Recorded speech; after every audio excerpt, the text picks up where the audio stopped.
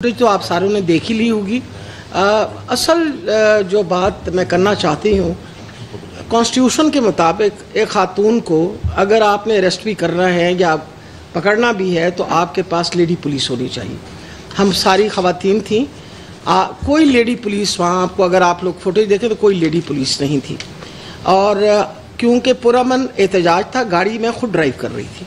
पहले तो इन्होंने मुझे गाड़ी से घसीटने की कोशिश की, जिसके अंदर 3 आपको पता है मुस्टंडे जो थे वो खींच रहे थे मुसलसल, और उसकी भी फुटेज मेरा ख्याल आप सारों ने देखी।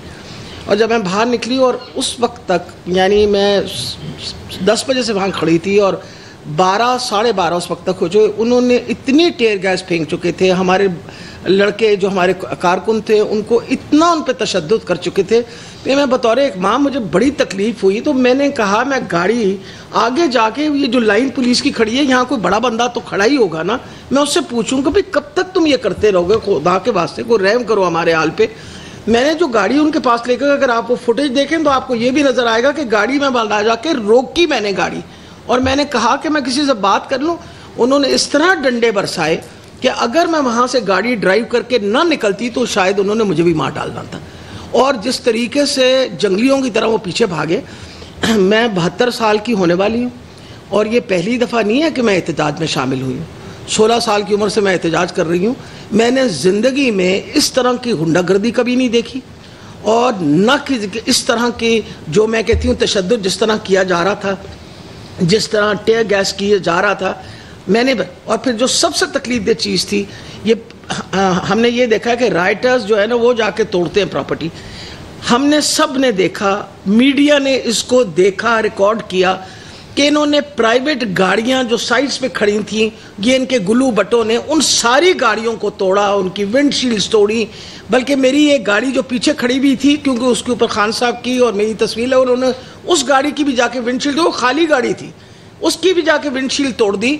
इसलिए, और सबसे बड़ी बात है, वो कहते हैं ना जी ये जो चार दीवारी वाली बात, मैं वहाँ गवाह हूँ इस बात की कि हमाद अजहर के घर के अंदर पुलिस टाप के आ रही थी, और मैं अपनी वीडियो से दिखा रही थी इनको, अपना मीडिया को, कि ये देखें ये पुलिस जो है ये टाप के आ रही है और इनके पास कोई किसी किस्म के। ये जब अंदर आए हैं तो इन्होंने मुझे कहा कि आप चले मेरे साथ, तो मैं ज़मीन पे बैठ गई।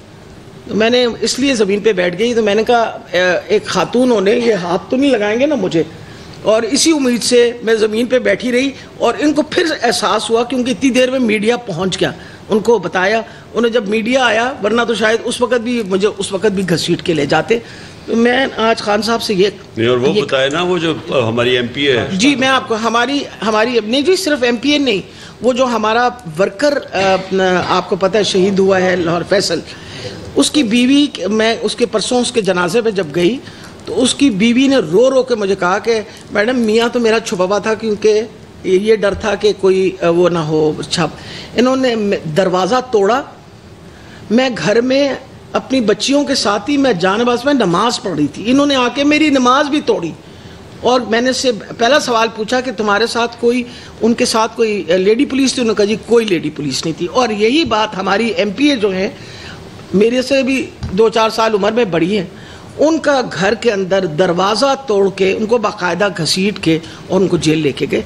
तो मेरा ये मतलब है कि ये इस पाकिस्तान के अंदर हम क्या कर रहे हैं। हम इस पाकिस्तान में जब पैदा पाकिस्तान में हुए, रहे पाकिस्तान में रहे, हमारे बच्चे पाकिस्तान में हैं, ये जुल्म जो है एक हद तक ही हो सकता है। और मैं ये बताने लगी हूँ आपको कि ये, क्योंकि इंटीरियर मिनिस्टर खुद एक कातिल है ना, क्योंकि वो शेर अली साहब जो इनके ही पार्टी के थे, उन्होंने कहा 20 कत्लों से ज़्यादा इसने कत्ल किए हुए हैं। एक कातिल है, एक क्रिमिनल है, एक मुजरिम है, वो इसी किस्म की पॉलिसियाँ देगा। और फिर बाद के अंदर फिर इतरा के कहते हैं देखिए असी की कीता है, तुमने आवाम को मार मार के हशर कर दिया, औरतों की बेइज्जतियाँ की, औरतों को मारा, उसके बाद तुम फख्र कर रहे हो इस बात पे। मैं डॉक्टर साहब देखें, अगर मॉडल टाउन में मुझे